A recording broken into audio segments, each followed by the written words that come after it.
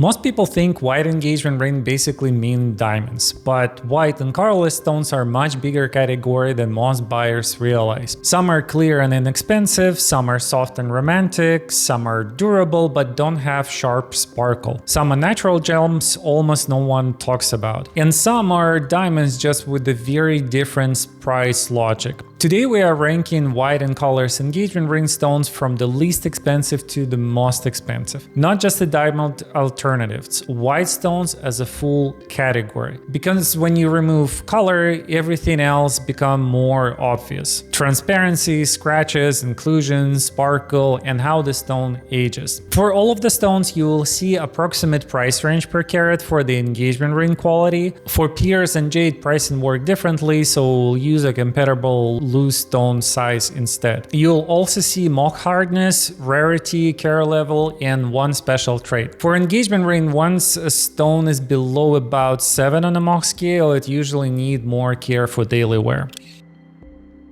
Cubic zirconia is the classic affordable diamond simulant. It became popular because it can look clear, white, and sparkly for a very little money. And because of that, many buyers naturally compare it to the other white stones when first start shopping for the engagement ring. For temporary ring, travel ring, custom jewelry, or a very tight budget, cubic zirconia can make sense. The important thing is knowing what you are buying. It gives you that look for a lower price, but it does not age like the stronger white stones later in this list. Over time it scratch and lose that crisp, clean appearance.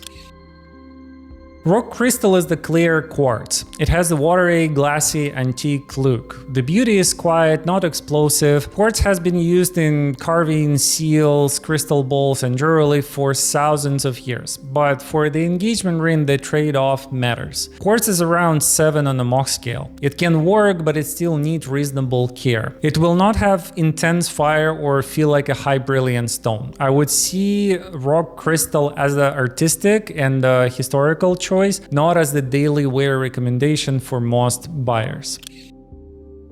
White agate is related to quartz, but visually it's different. Rock crystal is transparent. White agate is usually opaque, cloudy, or milky. The appearance is not sparkle, it's pattern. Some white agates looks like a fog, smoke, or snow moving through the stone. That can be beautiful in a calm, minimal ring, but I would not use it for someone who wants the bright, faceted center stone. Agate works better as an earthy sculptural choice. Moonstone is where white stones start to feel more emotionally. The famous effect is the dolorescence. That soft light seems to float under the surface of the stone. It does not sparkle aggressively, it glows. That glow helped make Moonstone important in the Art Nouveau jewelry, especially with the designers like René Lalique. Buyer's note: when many stones are sold as a rainbow moonstone, it's often actually white labradorite, so the name can be confusing. For the buyer, the practical point is the same. You're buying the glow and flash, not a sharp brilliance. Moonstone can be beautiful in a protected setting, but for daily wear it needs more care. Rutilated quartz is the clear quartz with the needle-like inclusions inside. Those inclusions are the whole reason to buy it. Some stones have golden threads, silver-looking needles, or something like a frozen lights inside of the crystal. Here's inclusions is not a defect, they are the features. Most white stones are judged by how clear they are. Rutilated quartz is the opposite. It's for visible character, not perfect clarity. White Topaz is one of the most common affordable clear gemstones. On paper it sounds better than it often is. It has 8 on a Mach scale, which sounds strong, but Topaz has cleavage. That means it can split or break if it takes a hard hit in the wrong direction. Hardness and toughness are not the same thing, so even though White Topaz resists scratches better than quartz, I would still be careful with it in a daily engagement ring.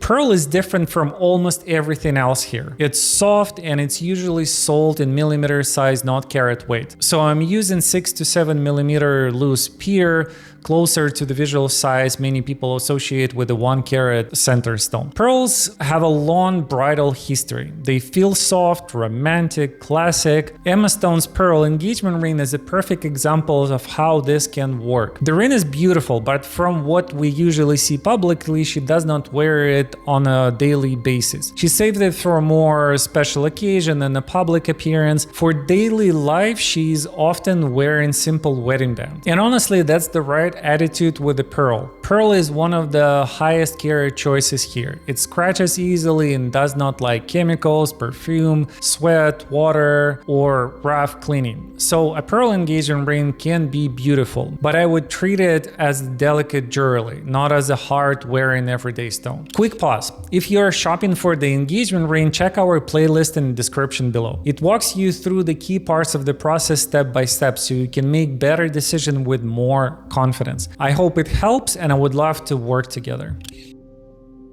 White opal is one of the most magical white stones. The body color can be milky and soft, then flashes of green, blue, orange, and red move through it. That play of color is what makes opal special, but structurally opal needs respect. It's softer than most classic engagement ring stones. It does not like harsh cleaning, heat, or rough wear. A white opal ring can be beautiful, but I would want a protective setting, usually a bezel. I would definitely not treat it as a low maintenance everyday ring. Goshenite is colorless variety of beryl, and beryl is a famous gemstone family. Emerald is a green beryl, aquamarine is a blue beryl, morganite is a pink or peach beryl. Goshenite is the colorless version of it. That's make it more interesting than most people realize. It has clear, quiet elegance, and for someone who wants the loud white stone, I would choose something else. For someone who likes the beryl family and wants subtlety, Goshenite makes total sense. Danburite is one of those stones most buyers have never heard of, but it deserves a place here. It can be clean, colorless, and bright. It was first identified in Danbury, Connecticut, which is where the names come from. For the engagement rings, Danburite is not a mainstream, but it's more wearable than many obscure collector stones. At around 7 or 7.5 on Mohs scales, I would still use care. This is also where I would mention phenixite. Phenixite can be colorless and hard enough for jewelry, but it's mostly a collector stone or metaphysical stone, if you will.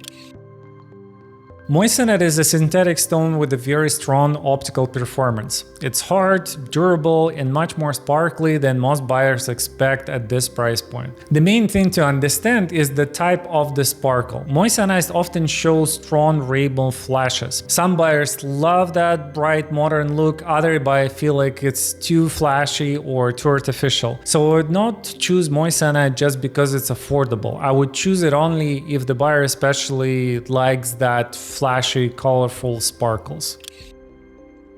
Lab White Sapphire is the real sapphire grown in the lab. That means it is the same mineral family as natural sapphire and ruby. Random. The big advantage is durability. Sapphire is 9 on the Mohs scale, so for daily wear, this is one of the strongest white stones in the list. Lab grown also makes clean, colorless materials much easier to find at the reasonable price. So you can often get a larger, very clear white sapphire without paying natural sapphire prices. The look is usually clean, bright, and slightly glassier than the diamond. That is not automatically bad, it's just a different kind of white stone look. So lab white sapphire makes sense for someone who wants the durability of the sapphire, but is comfortable with the lab-grown origin and wants a clean white stone at the lower price.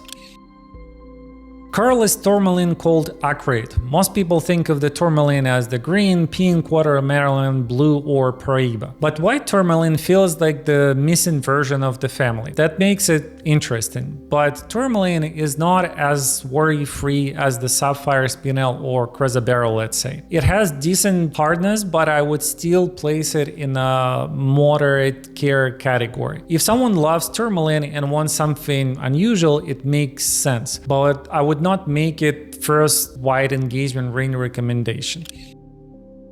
White zircon is one of the most misunderstood stones in the jewelry. First, zircon is not a cubic zirconia. Natural zircon is the real gemstone. White zircon can have a beautiful fire, strong brilliance, and pronounced double refraction. That gives it a very active, almost vibrant sparkle. Zircon is also one of the oldest minerals on Earth. Tiny zircon crystals, in fact, help scientists study the early history of the planet. So this is not a fake stone. It is ancient, natural gem with real optical life. For engagement rings, I like zircon more than many people expect, but I would still use care because facet edges can aberrate over time. White garnet sounds strange because most people think of the garnet as red, but garnet is large gemstone family. Some garnets are orange, green, purple, or even colorless. This is not a common in an engagement ring. Most buyers will never be shown one. White garnet is more of a collector gem for someone who likes a rare colorless member of familiar family. The hardness depends on the type, usually around 6.5 to 7.5, so I would keep it in a moderate category. White jade is completely different from the faceted stones in this list. It's not about the sparkle, it's about texture, smoothness, and cultural meaning. Jade has been validated for thousands of years, especially in Chinese art and jewelry. Jade is not extremely hard, but jade can be very tough because of its interlocking structure. That is why it has been carved into the seals and ceremonial objects for so long, for thousands of years. For the engagement ring, white jade would be an artistic choice. A smooth cabochon, a low profile, protective setting, not a sparkle stone really, not a typical bridal look, but for the right person it can feel calm, sculptural, and meaningful. Chrysoberyl is not a beryl. Even though the name sounds similar, it's a different gem species. From a durability standpoint, it's excellent. It sits at a MOX at 8.5, that's put it above Topaz, Spinel, Quartz, Garnet, Tourmalines, and few others. The famous varieties are Alexandrite and carat Chrysoberyl, but Colorless or white Chrysoberyls exist too. The problem is not wearability, the problem is availability. Most buyers will never see one in a normal jewelry store. If someone wants a durable natural white gem that almost nobody else has, Chrysoberyl is one of the smartest obscure options over here.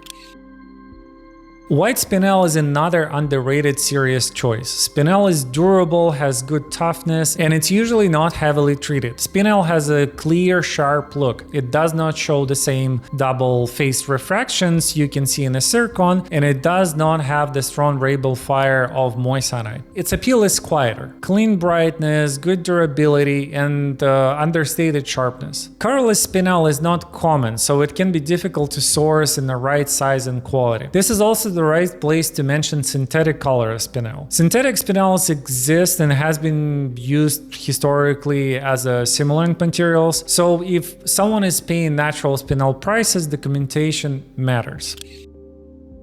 Natural white sapphire is one of the major white engagement ring stones in this list. The durability is excellent. Sapphire is 9 on the MOX scale, so it handles daily wear much better than most softer stones here. But the look is where buyers need to be realistic. White sapphire can look beautiful, clean, and elegant, but it does not have the same crisp brilliance, contrast, and fire that people expect from the diamond. Buyers often compare the price and think they found the perfect replacement. Sometimes yes, sometimes no. If you love a softer, cleaner, more understated white stone, natural white sapphire can be a great choice.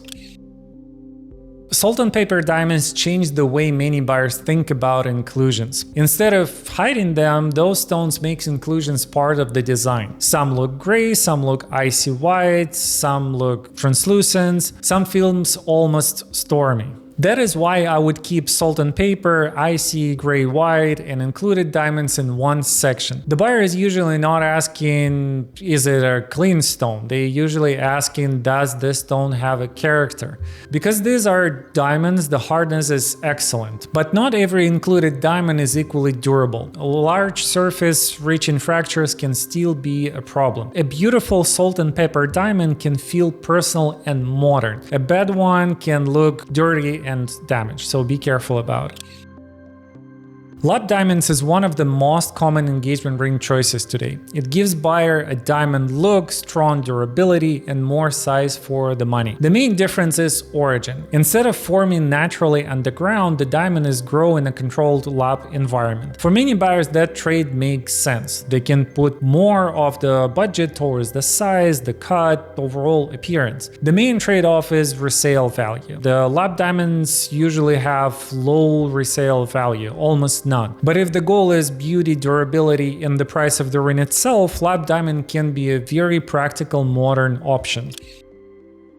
And finally, natural diamonds. This is still a benchmark for the white engagement rings, or correct to say colorless. Part of that is tradition, part of that is marketing, but part of it is also real gem performance. Diamond is the hardest natural gemstone. It has strong brilliance, strong fire, and excellent durability for daily wear. It also has the most developed grading system in jewelry. Cut, clarity, and the carat weight give buyers a structured way to compare stones. But the certificate should not replace your eyes. This is where buyers can overpay very easily. A higher color grade doesn't always make ring look better. A higher clarity grade does not always matter once the stone is eye clean. And a larger carat weight does not help if the stone is poorly cut. A well-cut diamond with a slightly lower color or clarity can look better on hands than the higher grade diamond with a weak light performance. That is why natural diamond stays at the end of this list. Not because every natural diamond is automatically a better choice, but because it is still the main reference point for durability, sparkle, grading, and in tradition in white engagement rings. And this brings us to the real point of this video. The better question is not only which white stone is the best. The better question is which one fits the personality and the design. In a custom engagement rings, the stone is not just a material. It becomes part of the design language. It should fit the lifestyle, the setting, and the personality of the person who's wearing it. That is why I would not choose only by price, hardness, or popularity. Those things matter, but they are not the whole decision. Choose the stone that makes sense for the ring you're actually creating. But before you buy, learn how this specific material behaves in the real life, because white gemstones can all look similar in a simple chart, but on hands they wear differently, sparkle differently, age differently, and create a very different ring. If one of those stones caught your attention, we have a full in-depth video here on the channel about many of them. Thank you so much for watching this video, and I'll see you in the next one.